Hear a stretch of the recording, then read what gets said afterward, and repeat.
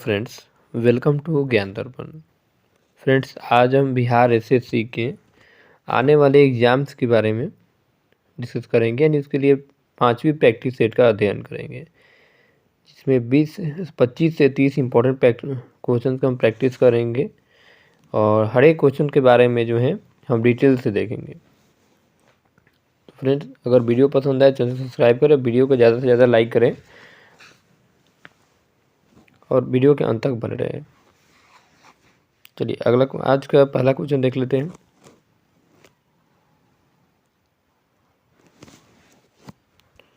निम्नलिखित में से कौन से विलयन में विद्युत का चालन नहीं होता है? ये एल्कोहल ग्लूकोज, एल्कोहल अम्ल, ग्लूकोज और क्षार, अम्ल और क्षार। ये ए ऑप्शन सही है। एल्कोहल और ग्लूकोज में जो है विद्युत का चालन नहीं होता है। चलिए इसके बारे में इम्पोर्टेंट फैक्ट हम देख लेते हैं, इसकी व्याख्या हम देख लेते हैं। किसी भी यौगिक के विद्युत चालन होने के लिए आवश्यक है कि यौगिक में मुक्त आयन उपस्थित हो और अम्ल में H+ धन आयन उपस्थित होने के कारण विद्युत का चालन होता है और क्षार में OH ऋण आयन उपस्थित होने के कारण विद्युत का सुचालक होता है। और जब कोई परमाणु इलेक्ट्रॉन को त्यागता है तो वह धनायन बनता है, धनात्मक बनता है आयन, और वहीं जब कोई परमाणु इलेक्ट्रॉन ग्रहण करता है तो वह ऋणात्मक बनता है। ये कुछ इंपॉर्टेंट फैक्ट है क्वेश्चन से लेकर। चलिए अगला क्वेश्चन देख लेते हैं। सौर स्पेक्ट्रम में बैंगनी रंग से लाल रंग की ओर ये विचलन घटता है और अपवर्तनांक भी घटता है, जो कि ए ऑप्शन सही है। चलिए स्पेक्ट्रम, इसके बारे में इंपॉर्टेंट फैक्ट हम देख लेते हैं, व्याख्या देख लेते हैं। सौर स्पेक्ट्रम में बैंगनी रंग से लाल रंग की ओर विचलन घटता है और अपवर्तनांक भी घटता है। प्रकाश की किरणों का एक माध्यम से दूसरे माध्यम में जाने पर प्रकाश की चाल में वृद्धि या कमी होती है, इसे अपवर्तन कहा जाता है। और लाल रंग का अपवर्तन सबसे कम तथा बैंगनी रंग का सबसे अधिक होता है। बार बार क्वेश्चन में रिपीट भी करता है, आने वाले एग्जाम्स में रिपीट भी कर सकता है। श्वेत प्रकाश का प्रिज्म से गुजरने पर 7 रंगों में टूटना वर्ण विक्षेपण कहलाता है और लाल रंग का वर्ण विक्षेपण सबसे कम तथा बैंगनी रंग का सबसे अधिक होता है। ये कुछ इंपॉर्टेंट फैक्ट है। चलिए अगला क्वेश्चन देख लेते हैं। कोई कार किसी समतल सड़क पर त्वरित होकर अपने आरंभिक वेग का 4 गुना वेग प्राप्त कर लेती है। इस प्रक्रिया में कार की स्थिति ऊर्जा क्या होगी? तो ये स्थिति ऊर्जा परिवर्तित नहीं होगी, जो कि ए ऑप्शन सही है। इसके बारे में इंपॉर्टेंट फैक्ट हम देख लेते हैं। स्थिति ऊर्जा परिवर्तित नहीं होती है, कार के वेग के बढ़ने पर गति ऊर्जा बढ़ती है। चलिए अगला क्वेश्चन देख लेते हैं। 22 तथा 42 प्रतिरोध के दो प्रतिरोधकों को किसी बैटरी से संयोजित करने पर यदि वे प्रतिरोधक पार्श्व क्रम में संयोजित हो तो उनमें से समान धारा प्रवाहित होगी। श्रेणी क्रम में संयोजित हो तो इससे समान धारा प्रवाहित होगी। श्रेणी क्रम में संयोजित हो तो इसके सिरों पर समान विभवांतर होगा। और चौथा ऑप्शन है पार्श्व क्रम में संयोजित होने तो इनके सिरों पर विभिन्न विभवांतर होंगे। इसका बी ऑप्शन सही होगा। बी ऑप्शन है श्रेणी क्रम में संयोजित हो तो इनमें से समान धारा प्रवाहित होगी। चलिए इसके बारे में इंपॉर्टेंट फैक्ट हम देख लेते हैं।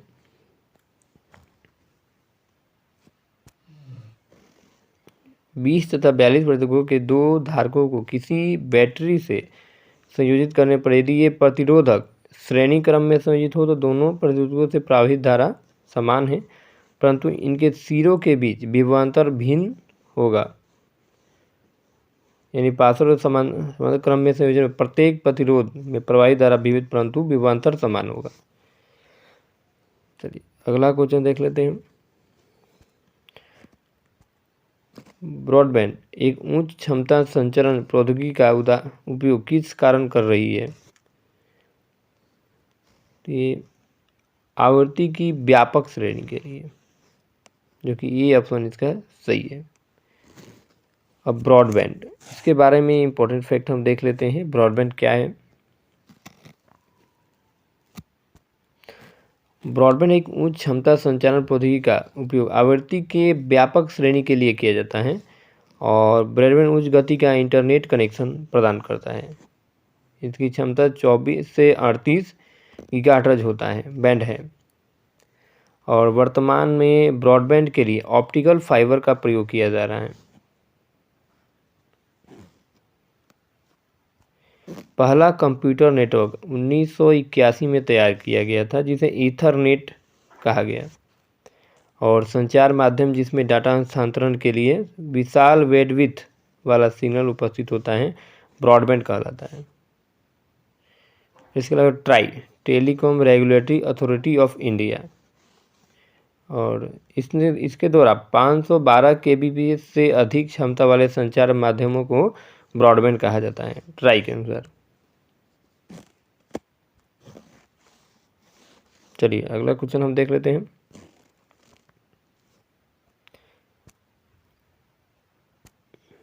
किसी वस्तु पर किया गया कार्य निम्न में से किस पर निर्भर नहीं करता है? विस्थापन है, वस्तु के द्रव्यमान है, बल और विस्थापन के बीच के कोण है, आरोपित बल है। तो ये बी ऑप्शन सही है, वस्तु के द्रव्यमान पर जो है निर्भर नहीं करता है। इसके बारे में इंपॉर्टेंट फैक्ट हम देख लेते हैं। किसी वस्तु पर किया गया कार्य वस्तु के द्रव्यमान पर निर्भर नहीं करता है। वस्तु द्वारा किया गया कार्य उस वस्तु पर आरोपित बल एवं बल के द्वारा वस्तु में उत्पन्न विस्थापन पर निर्भर करता है। और कार्य जो है 3 स्थितियों में शून्य हो सकता है। कौन कौन से हम देख लेते हैं। जब आरोपित बल शून्य हो, जब विस्थापन शून्य हो और बल एवं विस्थापन एक दूसरे के लंबवत हो, तो इस कंडीशन में जो है कार्य शून्य हो सकता है। चलिए अगला क्वेश्चन देख लेते हैं। निम्नलिखित में से कौन सा उपकरण विद्युत चुंबकीय प्रेरण की घटना पर आधारित है? गैल्वेनोमीटर है, बल्ब है, एमीटर है, जनरेटर है। तो यानी डी ऑप्शन इसका सही है, जनरेटर जो है विद्युत चुंबकीय प्रेरणा पर आधारित है। चलिए इसके बारे में इंपॉर्टेंट फैक्ट हम देख लेते हैं। जनरेटर विद्युत चुंबकीय प्रेरण की घटना पर आधारित है। विद्युत जनित यांत्रिक ऊर्जा को विद्युत ऊर्जा में बदलता है। और विद्युत जनित्र में माइकल फैराडे के विद्युत चुंबकीय प्रेरण के सिद्धांत का अनुप्रयोग किया गया है। और जो गैल्वेनोमीटर द्वारा सूक्ष्म विद्युत धारा का पता लगाया जाता है। ये कुछ इंपॉर्टेंट फैक्ट है क्वेश्चन के बारे में। फ्रेंड्स अगर वीडियो पसंद आए चैनल सब्सक्राइब करें और ज़्यादा से ज़्यादा शेयर करें, अंत तक बने रहे। हर एक क्वेश्चन के बारे में हम आपको इंपॉर्टेंट फैक्ट बताएंगे।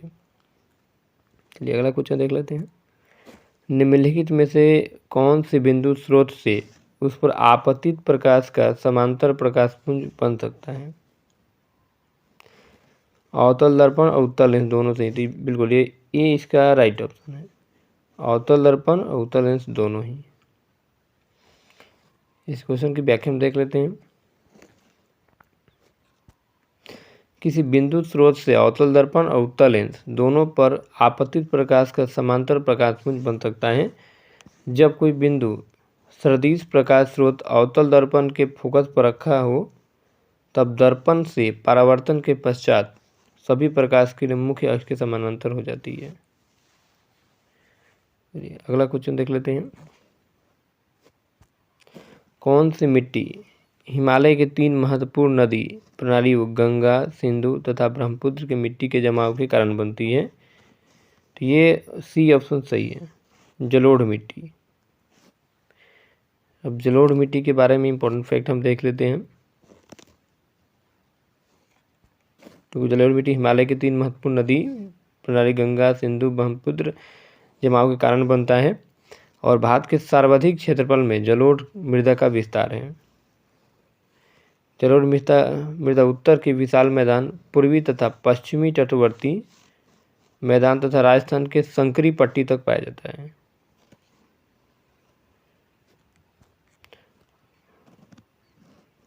और जलोढ़ मृदा सर्वाधिक उपजाऊ मिट्टी होती है। और जलोढ़ मृदा में साधारणतः पोटास, फास्फोरिक अम्ल तथा चूना होता है।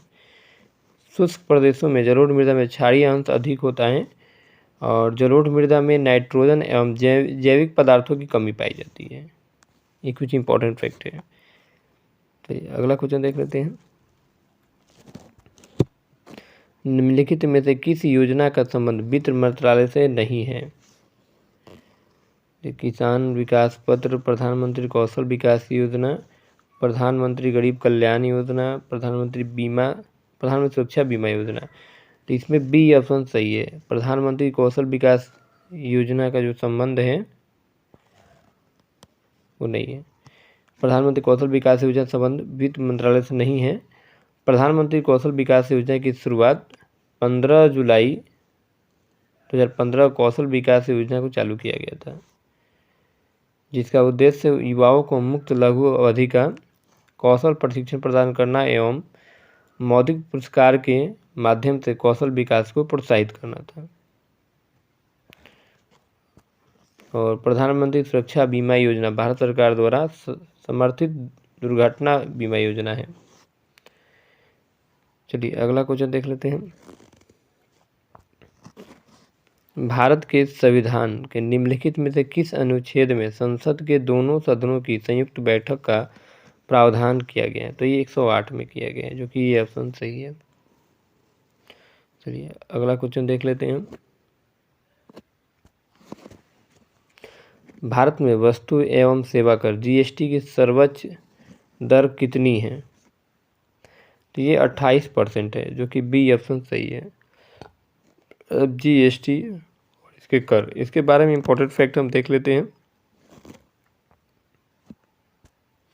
भारत में वस्तु एवं सेवा कर सर्वोच्च दर 28% है और भारत में वस्तु एवं सेवा कर की न्यूनतम दर 0% है। और भारत में वस्तु एवं सेवा कर जीएसटी 1 जुलाई 2017 को लागू की गई थी। और भारत में वस्तु एवं सेवा कर के दरों को 5 स्लैब में बांटा गया है। 80%, 5%, 12%, 18%, 28%, ये है।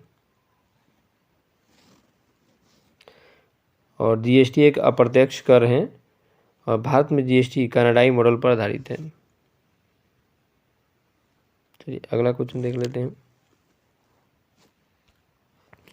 किसी राज्य का राज्यपाल किसके प्रसाद पर्यंत अपना पद धारण करता है? तो ये भारत के राष्ट्रपति के प्रसाद पर्यंत, यानी कि डी ऑप्शन सही है। इसके बारे में इंपॉर्टेंट फैक्ट हम देख लेते हैं।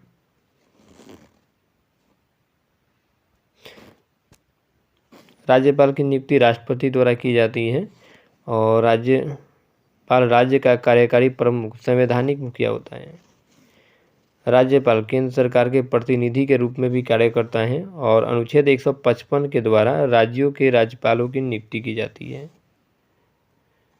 इसके अलावा 7वें संविधान संशोधन अधिनियम 1956 के तहत एक व्यक्ति 2 या अधिक राज्यों का राज्यपाल नियुक्त किया जा सकता है। कुछ इंपॉर्टेंट फैक्ट है। चलिए अगला क्वेश्चन देख लेते हैं।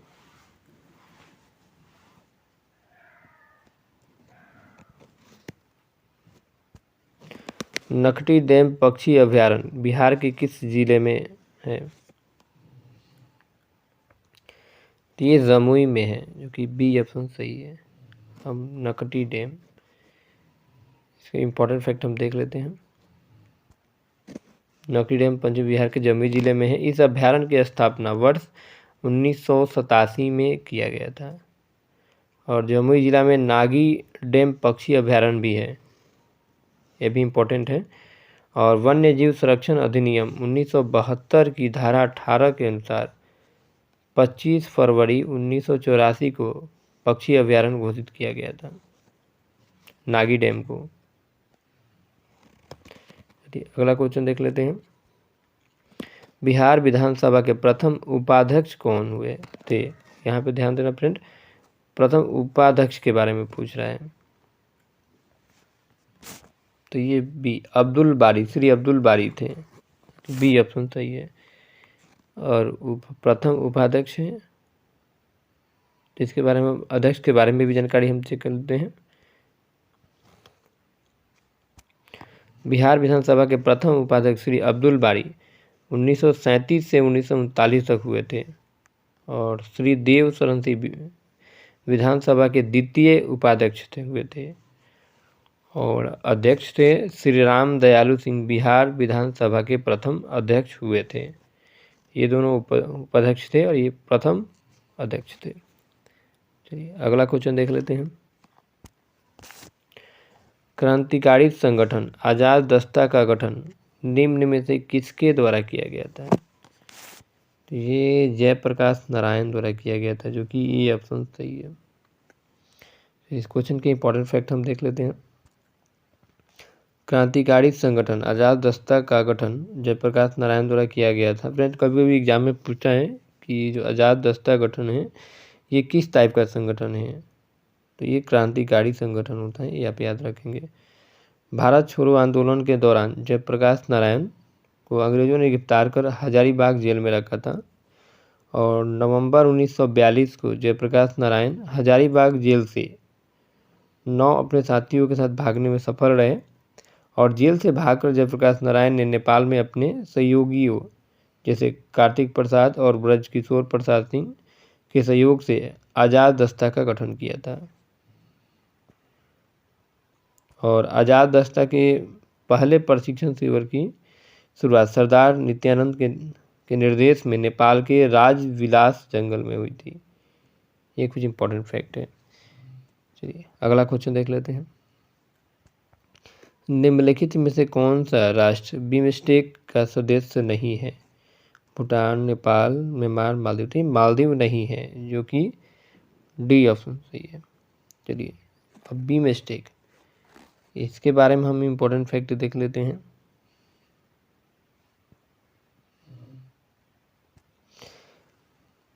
बिमस्टेक का जो सदस्य देश हैं बांग्लादेश हैं, भारत हैं, म्यांमार है, श्रीलंका है, थाईलैंड है, भूटान है और नेपाल है। मालदीव नहीं है। बिमस्टेक का पुराना नाम बिस्टेक है, BISTEC। इसको 6 जून 1997 में बैंकॉक घोषणा के माध्यम से अस्तित्व में आया था ये। और 22 दिसंबर 1997 में म्यांमार के शामिल होने के बाद इसका नाम बदलकर बिमस्टेक कर दिया गया है। और 2004 में नेपाल और भूटान बिमस्टेक का पूर्ण सदस्य बन गया है। चलिए अब बिमस्टेक का पूरा नाम क्या है ये हम देख लेते हैं। बिमस्टेक का पूरा नाम है bay of Bengal initiative for multi sectoral technical and economic corporation, ये इसका फुल फॉर्म है। चलिए अगला क्वेश्चन देख लेते हैं। प्रधानमंत्री मुद्रा योजना CC योजना के तहत अनुमन्य ऋण के अधिकतम राशि कितनी है? तो ये 50,000 है, जो कि B ऑप्शन सही है। इसके बारे में इंपॉर्टेंट फैक्ट हम देख लेते हैं। प्रधानमंत्री मुद्रा योजना 8 अप्रैल 2015 को प्रारंभ किया गया था। और इस मुद्रा योजना के तहत 3 प्रकार के ऋण की व्यवस्था की गई है। प्रथम है शिशु उद्यम के तहत 50,000 ऋण की व्यवस्था की गई है। और किशोर उद्यम तक तो 50,000 से 5 लाख तक की ऋण की व्यवस्था की गई है। और तरुण उद्यम के तहत 5 लाख से 10 लाख तक को ऋण की व्यवस्था की गई है। ये कुछ इंपॉर्टेंट फैक्ट है इस क्वेश्चन के बारे में। चलिए अगला क्वेश्चन देख लेते हैं। आवर्त सारणी में किसी तत्व की स्थिति उसमें मौजूद संख्या से निर्धारित होती है, यानी कि न्यूट्रॉन या पॉजिट्रॉन, इलेक्ट्रॉन, प्रोटॉन किससे होती है? तो ये प्रोटॉन से होती है, जो कि डी ऑप्शन सही है। डी ऑप्शन सही है। चलिए इस क्वेश्चन के बारे में इंपॉर्टेंट फैक्ट हम देख लेते हैं। किसी तत्व के नाभिक में न्यूट्रॉन और प्रोटॉन उपस्थिति रहता है और इलेक्ट्रॉन नाभिक के चारों ओर कक्षा में चक्कर लगाता रहता है। यदि कोई तत्व इलेक्ट्रॉन त्यागता है तो वह धनायन बनता है, और यदि कोई इलेक्ट्रॉन ग्रहण करता है तो ऋणात्मक बनता है, ऋणायन बनता है। और किसी उदासीन परमाणु के लिए इलेक्ट्रॉन की संख्या प्रोटॉन की संख्या के बराबर होती है। ये कुछ इंपॉर्टेंट फैक्ट है। अगला क्वेश्चन देख लेते हैं। यदि मेढक टिड्डे को खा जाए तो ऊर्जा स्थान किस दिशा में होगा? उत्पादक से अपघटक की दिशा में, उत्पादक से प्राथमिक उपभोक्ता की दिशा में, प्राथमिक उपभोक्ता से द्वितीय उपभोक्ता की दिशा में। तो ये सी ऑप्शन सही होगा फ्रेंड्स, प्राथमिक उपभोक्ता से द्वितीय उपभोक्ता की दिशा में। तो इस क्वेश्चन के इंपॉर्टेंट फैक्ट हम देख लेते हैं। आहार श्रृंखला नीचे दी गई है। पादप, उसके बाद टिड्डा और मेढक। उत्पादक, प्राथमिक उपभोक्ता, द्वितीय उपभोक्ता। आहार श्रृंखला में पादप को टिड्डे द्वारा खाया तथा टिड्डे को मेढक द्वारा खाया जा रहा है, इसलिए प्राथमिक उपभोक्ता से द्वितीय उपभोक्ता की दिशा में होगा। चलिए अगला क्वेश्चन देख लेते हैं। छुई मुई का पौधा किस कुल का सदस्य है? तो ये मीमोसी का है, जो कि सी ऑप्शन सही है। इसके बारे में इंपॉर्टेंट फैक्ट हम देख लेते हैं।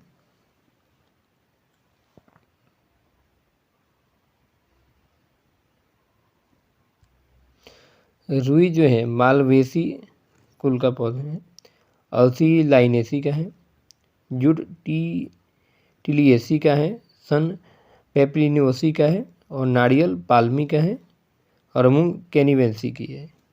ये कुल का सदस्य है, ये आप याद रखेंगे। चलिए अगला क्वेश्चन देख लेते हैं। पैप्टिक वर्ण के जीवाणु का पता लगाने वाले वैज्ञानिक का नाम क्या था? ये रॉबिन वारेन और बेरी मार्शल, ये दोनों ही हैं, जो कि डी ऑप्शन सही है। अब पैप्टिक वर्ण, इसके बारे में इंपॉर्टेंट फैक्ट हम देख लेते हैं। पैप्टिक वर्ण को पैप्टिक अल्सर भी कहा जाता है और इसके लक्षण है पेट में दर्द, पेटों से बीमार महसूस करना, पेट में सूजन एवं हमेशा डकार आना। यह पैप्टिक वर्ण के लक्षण है। यह सामान्य रूप से पाचन तंत्र में गड़बड़ी के कारण उत्पन्न होता है और अल्सर का इलाज गैस्ट्रोस्कोपी द्वारा किया जाता है। ये कुछ इंपॉर्टेंट फैक्ट्स हैं। चलिए अगला क्वेश्चन देख लेते हैं। किसी पारितंत्र में अपघटक कार्बनिक पदार्थ को सरलतम रूप में बदल देते हैं, जैव पदार्थ को अकार्बनिक रूप में बदल देते हैं, अकार्बनिक पदार्थ को कार्बनिक यौगिक में बदल देते हैं और कार्बनिक यौगिक को अपघटन नहीं करते हैं। तो ये जैव पदार्थ को, यानी कि बी ऑप्शन इसका सही है, जैव पदार्थ को अकार्बनिक रूप में बदल देते हैं। चलिए इस क्वेश्चन के बारे में इंपॉर्टेंट फैक्ट हम देख लेते हैं।